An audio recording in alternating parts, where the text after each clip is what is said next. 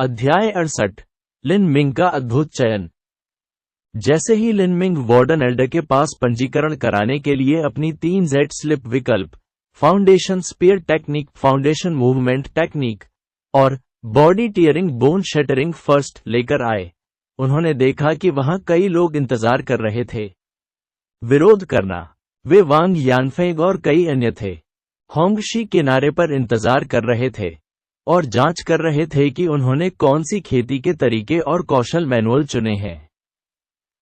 अर्थ hall के नौसिखिया शिष्यों के प्रशिक्षक के रूप में होंगशी केवल उनके सामान्य निर्देशन के लिए जिम्मेदार थे और आगे उनकी मदद करने के लिए उनका कोई विशेष दायित्व या कर्तव्य नहीं था। हालांकि इस साधना विधि का चुनाव बहुत महत्वपूर्ण था, इसलिए होंगशी यहां आए, इस डर से कि उनकी देखभाल में शिष्य गलत निर्णय लेंगे और उनके लिए खराब अनुकूल साधना विधि का चयन करेंगे।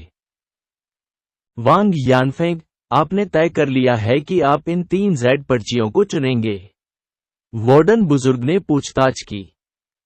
मैं करता हूं, वांग यानफेंग ने पुष्टि की और सिर हिलाया।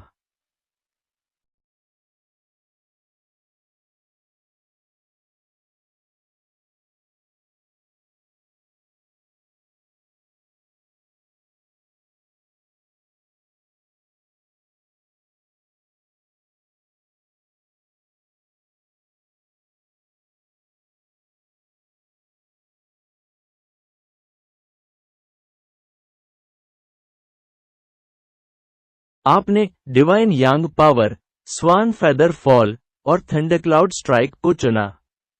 इन 3 मैनुअलों को विकसित करना बहुत कठिन है, विशेषकर स्वान फेदर फॉल। यह अपने वास्तविक सार परिशुद्धता में बहुत सटीक है। अगर हम बड़ी सफलता की सीमा तक पहुंचने की बात कर रहे हैं जब आप उड़ान भरने में सक्षम होंगे, तो यह आपके लिए बेहद कठिन होगा।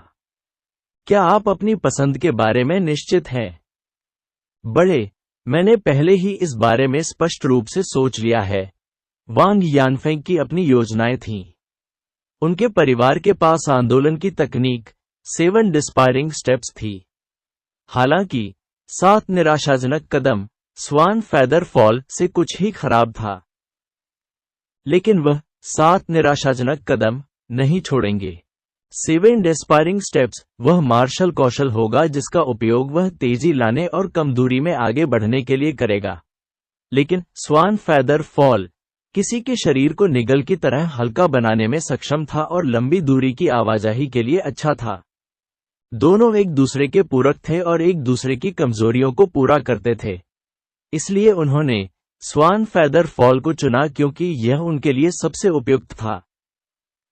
जहां तक गॉड यांग पावर का सवाल है, इसकी कठिनाई उतनी अधिक नहीं थी।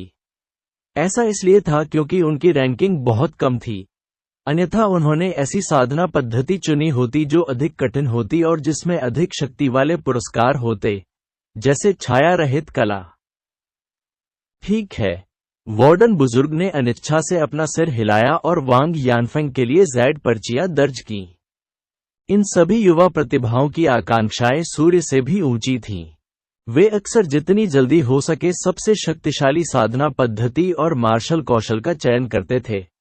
हालांकि ऐसे शक्तिशाली मार्शल कौशल और साधना पद्धतियां उनकी कठिनाई में मामूली नहीं थीं।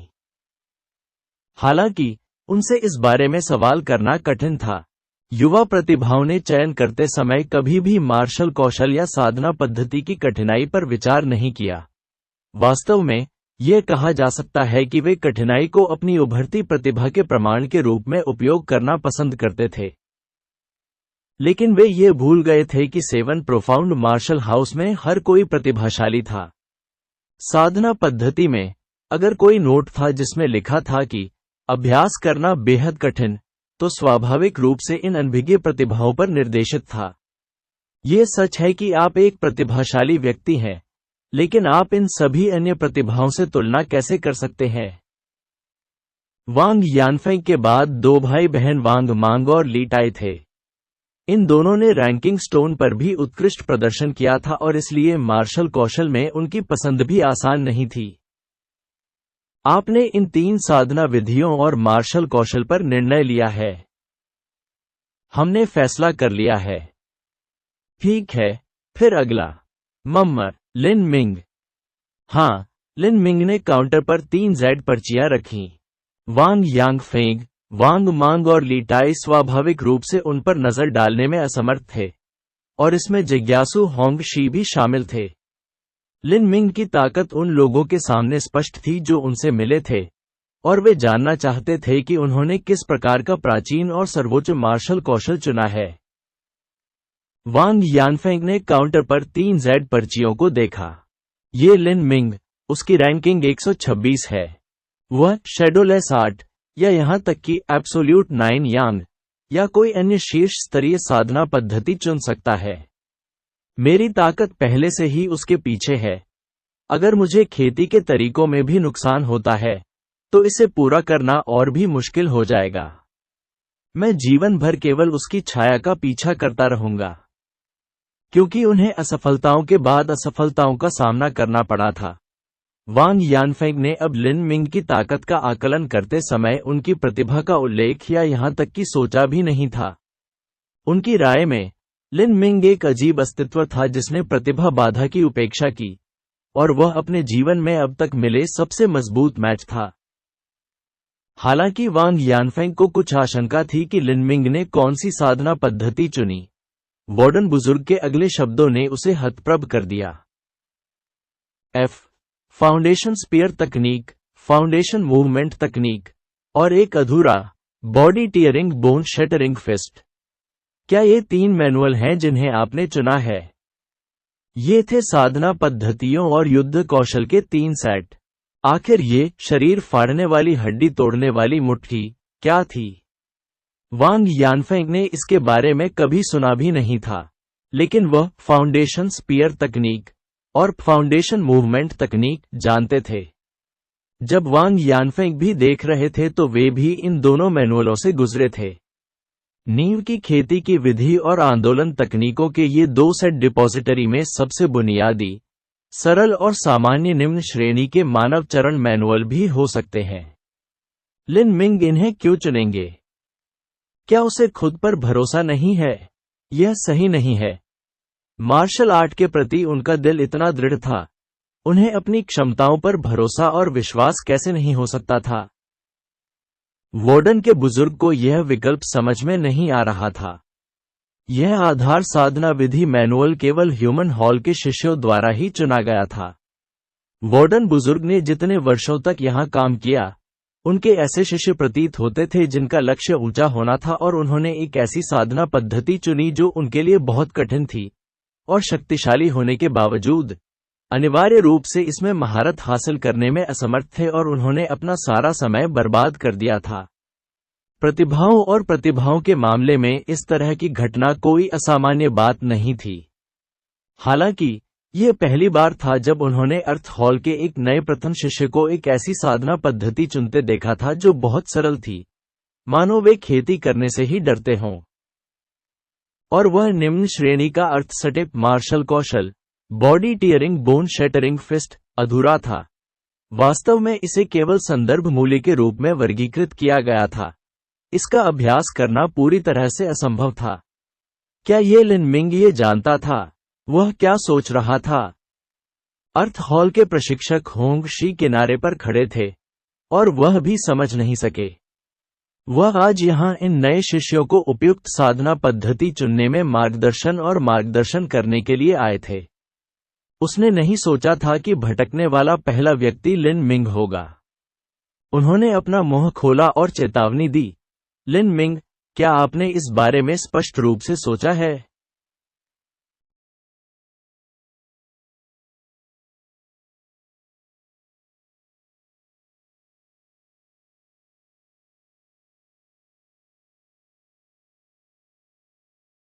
लिन मिंग ने सिर हिलाया और कहा, मैंने इसके बारे में सोचा।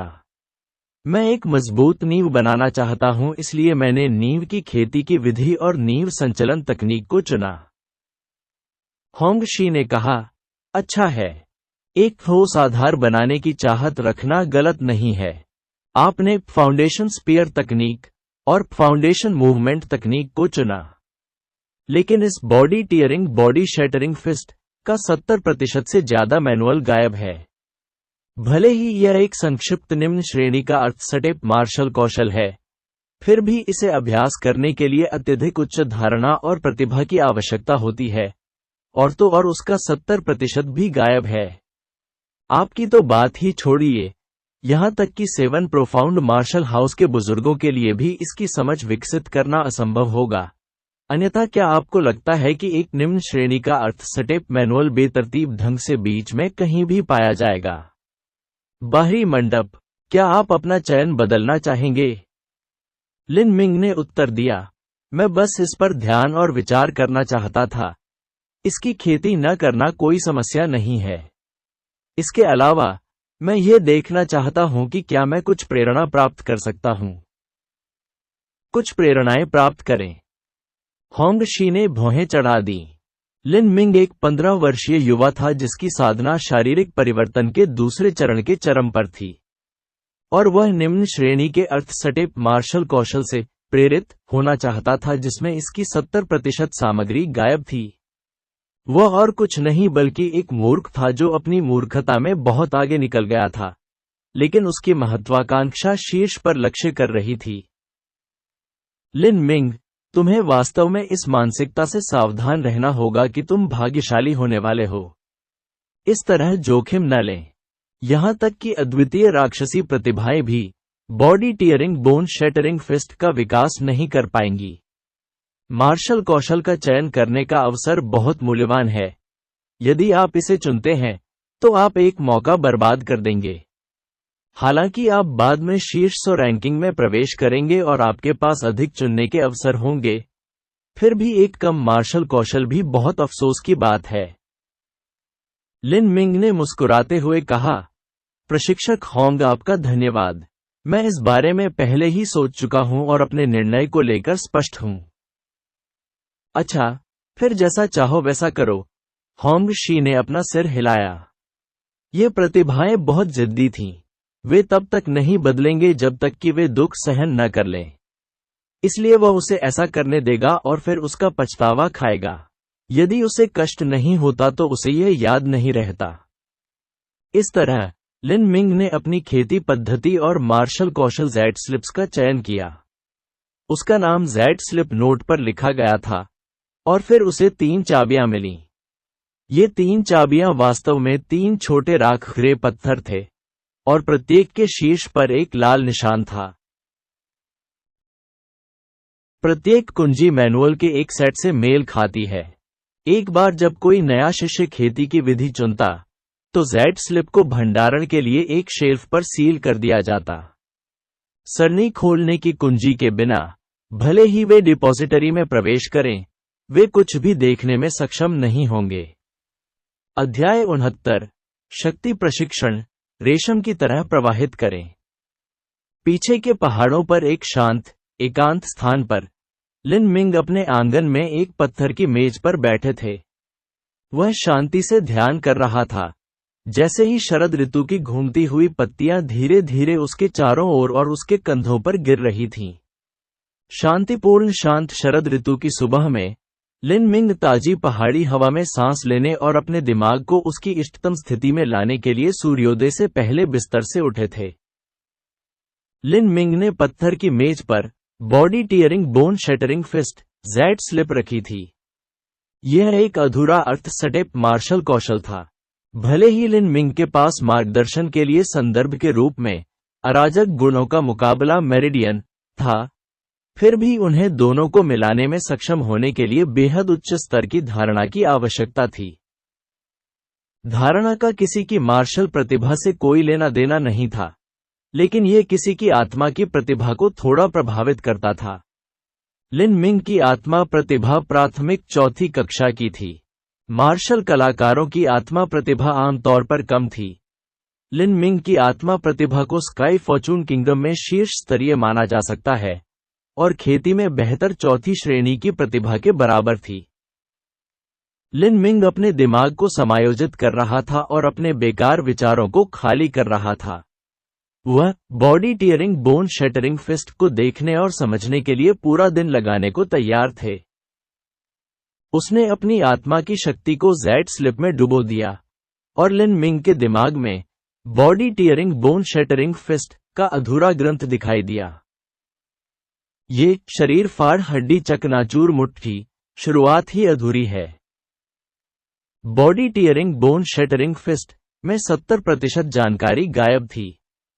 यदि यह दुर्बल करने वाली खामी केवल मैनुअल के दूसरे भाग में होती तो एक बेजोड़ प्रतिभा इसके एक छोटे से हिस्से का अभ्यास करने में सक्षम हो सकती थी। लेकिन वर्तमान में छूटे हुए खंड शुरुआत में ही शुरू हो गए। इसके अलावा खामियां पूरे हृदय मंत्र से भी गुजर गईं, जिससे इसका अभ्यास करना असंभव हो गया। कोई आश्चर्य नहीं कि यह body tearing bone shattering fist कोने पर पड़ा था और किसी ने इसके लिए नहीं पूछा। हालांकि अपने स्वयं के वास्तविक सार को कंपन करने की अवधारणा सरल थी, लेकिन हाथ की गतिविधियों का अभ्यास कैसे शुरू किया जाए, इस पर कोई स्पष्टीकरण नहीं था। प्रस्तावना का वह अंश जो इसका वर्णन करता है, गायब है। हालांकि बुजुर्ग की आत्मा के टुकड़े से लिन मिंग की यादों में स्ट्रेंथ ट्रेनिंग का फ्लो लाइक सिल्क कैसा था, इसकी एक अस्पष्ट बुनियादी और अस्पष्ट स्मृति थी। लिन मिंग ने मैनुअल के इन दो सेटों को एक के रूप में लिया और उन पर एक साथ विचार करना शुरू किया। उसे हल्का सा एहसास होने लगा जैसे वह स्ट्रेंथ ट्रेनिंग के फ्लो लाइक सिल्क की शुरुआत का पता लगा रहा हो। सांस लेना, लिन मिंग ने विचार करते हुए बुदबुदाया। सच्चा सार कंपन की शुरुआत है, सांस लेना। आत्मा के टुकड़े की यादों में उन्होंने सीखा था कि मानव शरीर लाखों करोड़ों छोटी इकाइयों से बना था। चाहे वह कंकाल हो या मांसपेशियां या रक्त या कुछ और, वे इन छोटी इकाइयों से बने थे जो धूल से भी छोटी थीं। हालांकि वास्तव में उनकी संरचना बहुत जटिल थी और वे मानव शरीर में विभिन्न भूमिकाएं निभाते थे। जब खेती काफी ऊंचे दायरे में पहुंच जाएगी तो सच्चा सार आंखों में घनीभूत हो जाएगा और उनकी दृष्टि सीमा की सीमा तक बेहतर हो जाएगी और वे इन छोटी इकाइयों की खोज करने में सक्षम होंगे। इनमें से प्रत्येक छोटी इकाई जीवित थी, प्रत्येक सांस ले सकता है। औसत व्यक्ति के शरीर की छोटी इकाइयों को अलग अलग समय पर सांस लेने से सांस संबंधी विकार होगा, लेकिन अगर वे ताकत प्रशिक्षण के रेशम की तरह प्रवाह के बड़े सफलता चरण तक पहुंचने में कामयाब रहे तो वे सांस लेने की दर को नियंत्रित करने में सक्षम होंगे, ये छोटी इकाइयां, ताकि वे लगातार एकीकृत रहें और फिर यह प्रतिध्वनित हो। ये शक्ति प्रशिक्षण के रेशम की तरह प्रवाह की शुरुआत थी और सच्चे सार कंपन की शुरुआत भी थी। उस बुजुर्ग की स्मृतियों के अनुसार जब मनुष्य पहली बार गर्भ में आया था तो अपनी मां के गर्भ में वह महज एक छोटी इकाई होगी जो विकसित होगी। उस समय, क्योंकि छोटी इकाई सिर्फ एक थी, उनकी सांस लेने की आवृत्ति सुसंगत थी और इस प्रकार उस समय भ्रूण की सांस सबसे शुद्ध थी। लिन मिंग अचानक प्रबुद्ध हो गए। क्या यह संभव था कि body tearing bone shattering fist बनाने वाले वरिष्ठ ने मानव शरीर की छोटी इकाइयों के पीछे का रहस्य भी खोज लिया था? इस body tearing bone shattering fist का शुरुआती हिस्सा गायब था। निम्न श्रेणी के अर्थसेटअप का ग्रेड इसे 7 प्रोफाउंड वैली के एक बुजुर्ग द्वारा सौंपा गया था, जो यह तय करने से पहले जेड पर्चियों की जांच करने के लिए जिम्मेदार था कि वे कहां गए थे। अब ऐसा लग रहा था कि यह पूरी तरह सटीक नहीं था। यह बहुत संभव था कि यह और भी उच्च कोटि की साधना पद्धति थी, लेकिन पूरे शरीर की छोटी छोटी इकाइयों को इस तरह समायोजित करना कि उनकी सांसें लगातार चलती रहें, कोई साधारण बात नहीं थी। Body tearing bone shattering first के निर्देशों में यह हिस्सा पूरी तरह से गायब था। लिन मिंग केवल अपनी धुंधली यादों के कुछ हिस्सों को याद करने की कोशिश कर सकता था। छोटी इकाइयों की श्वास को नियंत्रित करने के लिए सच्चे सार के माध्यम से शरीर को समायोजित करें और अंत में छोटी इकाइयों की श्वास दर को तब तक बदलने का लक्ष्य प्राप्त करें जब तक वे सुसंगत न हो जाएं। लिन मिंग क्रॉस लैग करके बैठ गए और अपने शरीर के भीतर असली सार को घुमाने लगे। उन्होंने अपनी श्वास को अपने शरीर के अंदर की छोटी इकाइयों की श्वास के साथ मिलाने का अथक प्रयास किया। एक बार, 2 बार, लिन मिंग को महसूस हुआ कि उसकी सांसें और लंबी होती जा रही हैं। धीरे धीरे उसने महसूस किया कि उसकी अपनी श्वास एक सूक्ष्म सीमा में प्रवेश करने लगी है। उसे महसूस होने लगा कि उसकी चेतना लुप्त हो गई है और उसका शरीर शून्य हो गया है। उसके शरीर के भीतर अनगिनत छोटी इकाइयां लिन मिंग की सांस के साथ चलने लगी, जैसे कि वे कंपन कर रही हों। उसे तीखी जलन महसूस हुई, मानो वह ज्वार में बह गया हो। लिन मिंग निरंतर ध्यान और चिंतन में थे। इसी तरह वह पूरे दिन आंगन में बैठा रहा। उस दिन लिन मिंग एक शांत तालाब की तरह थी। पत्तियां उसके कंधों, उसके सिर और उसकी भुजाओं पर गिरीं, लेकिन लिन मिंग पूरे समय स्थिर रहा। जब तक पहाड़ों पर सूरज नहीं डूबा, तब तक लिन मिंग अपने लंबे समय के चिंतन से नहीं उठे और धीरे से अपनी आंखें खोलीं। यह सच्चा सार कंपन और शक्ति प्रशिक्षण की रेशम की तरह प्रवाह सीमा बहुत रहस्यमय है। मैंने पूरा दिन लगा दिया, लेकिन अंततः केवल एक सुराग तक ही पहुंच पाया। इस वास्तविक सार कंपन में मानव शरीर के छिपे हुए रहस्य शामिल हैं। औसत व्यक्ति इसके बारे में कभी नहीं सोचेगा। यह बहुत शानदार है। हालांकि वह बहुत आगे नहीं बढ़ पाया था, लिन मिंग ने स्पष्ट रूप से देख लिया था कि उसे किस दिशा में जाना है। यदि वह धीरे धीरे मध्यस्थता के माध्यम से इसे समझ ले, तो देर सबेर वह इस रहस्य का पता लगाने में सक्षम हो जाएगा। लिन मिंग ने जैड नींद को दूर कर दिया। अजीब बात है, हालांकि उसने पूरे दिन कुछ नहीं खाया था, फिर भी उसे अपने पेट में बिल्कुल भी भूख महसूस नहीं हुई। पल्स कंडेंसेशन पीरियड से पहले मार्शल कलाकारों को औसत आदमी की तरह ही खाना खाना और पानी पीना पड़ता था।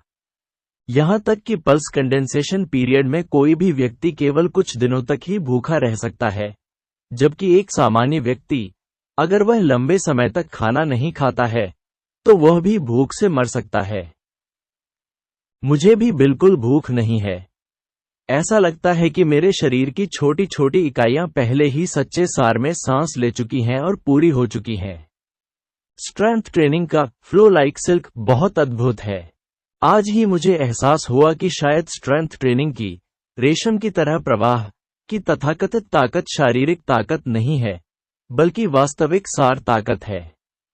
यदि मैंने वास्तविक सार शक्ति का तब तक अभ्यास किया जब तक कि मैं इसे अपनी इच्छानुसार स्वतंत्र रूप से उपयोग नहीं कर सका, तो ये शक्ति प्रशिक्षण के रेशम की तरह प्रवाह की बड़ी सफलता होगी। लिन मिंग भावना से भरी आह को रोकने में असमर्थ थे। अराजक गुणों का मुकाबला मेरिडियन व्यापक और गहरा था। अनगिनत लंबे वर्षों में देवताओं के दायरे के संप्रदाय के वरिष्ठ लोग अराजक गुणों का मुकाबला मेरिडियन को लगातार संशोधित और विकसित कर रहे थे। अंदर की प्रत्येक विधि अनंत अनुभव का योग थी और समय परीक्षणित थी। उन्होंने अब तक इसका अभ्यास किया था और साधना के इस स्तर तक पहुंच गए थे, लेकिन यह केवल हिमशैल का टिप था। यह उतना ही है जितना मैं आज तक जाता हूं। कल मैं 7 प्रोफाउंड मार्शल हाउस के 7 बड़े खेती वाले कमरों को देखूंगा। मुझे आश्चर्य है कि इन स्थानों का खेती पर किस प्रकार का रहस्यमय प्रभाव पड़ेगा।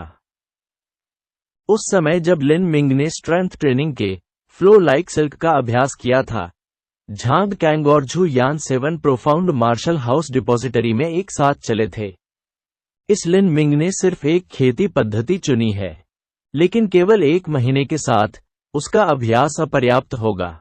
झू यान ने अपने हाथ में एक बैंगनी जैड पर्ची रखते हुए कहा, यह रंग मध्यम श्रेणी की मानव चरणीय साधना पद्धति का प्रतिनिधित्व करता है। झांग कैंग ने कहा, मुझे आश्चर्य है कि वह लड़का किस प्रकार की साधना विधि चुनेगा। झू यान ने उपहास किया, ये लिन मिंग अपनी ताकत पर बहुत आश्वस्त है।